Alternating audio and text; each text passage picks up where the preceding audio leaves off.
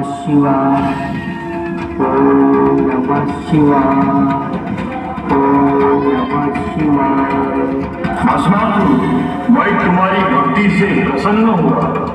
बोलो भस्मासुर, तुम्हें क्या वरदान चाहिए? मेरे प्रभु, मृत्यु मृत्यु मुझे कभी स्पर्श नहीं करना चाहिए, ऐसा ऐसा वरदान मुझे दीजिए। वो संभव नहीं है भस्मासुर। वो प्रकृति नियम के विपरीत संसार में हर जीव जंतु की मृत्यु उचित है।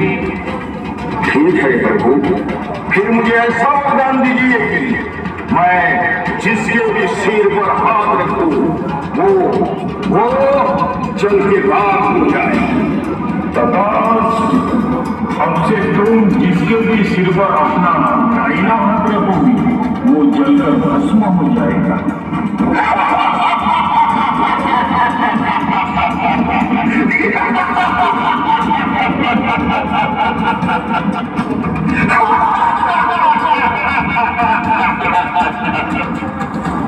वरदान पाकर भस्मासुर अपनी शक्ति का प्रयोग करना चाहेंगे।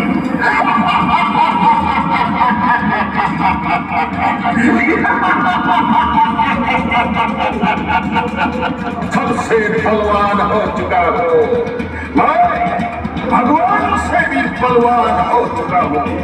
भगवान शंकर के सिर पर हाथ रखकर कैलाश पर्वत का नायक बन सकता हूँ।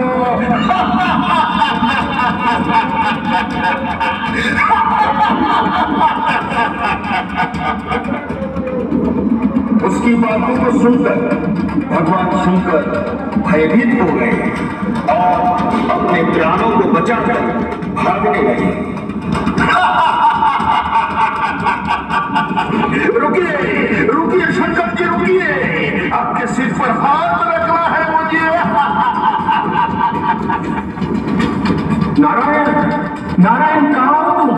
मुझे बचाओ, मुझे बचाओ। तभी अचानक भस्मासुर भागते भागते रुक गए और वहां पर भस्मासुर ने एक सुंदर कन्या देखी जिसे उसने कभी नहीं देखा था।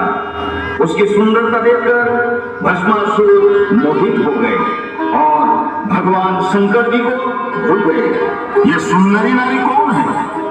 मेरे प्रिय सुंदरी, कौन हो तुम? पहले आप बताइए, आप कौन है? मैं राजा भस्मासुर, अमर भस्मासुर। तुम बता, तुम कौन हो? मैं मोहिनी। मोहिनी? वाह मोहिनी, तुम मुझसे विवाह करोगी? इतने घने जंगल में तुम क्या कर रही हो?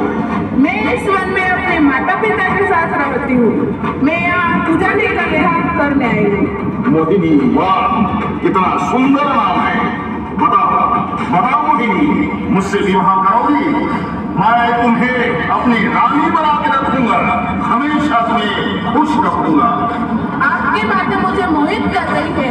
मैं भी आपसे विवाह करना चाहती हूँ, मगर मैं एक नर्तकी हूँ और मैंने मेरे बचपन में ही मुझ जैसे नृत्य करने वाले आदमी से ही विवाह करने की शपथ ली है। क्या आपको नृत्य आता है? सुंदरी, मुझे नृत्य तो नहीं आता।